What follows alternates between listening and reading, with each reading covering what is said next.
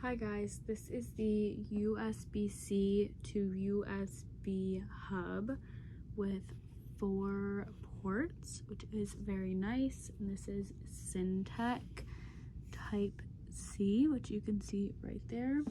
This is the 0.5 foot one, so it's this cord, it's 6 inches, which is nice. And this I personally use on my computer, my Mac, when I plug this into the side and then I plug whatever else in my webcam or microphone or whatever I'm using into one of these ports.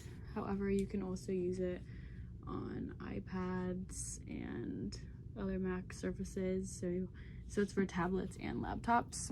And this is 5 gigabytes per second, which is nice. It's always been really fast for me. I've never had an issue with the speed, and the hardware is Thunderbolt.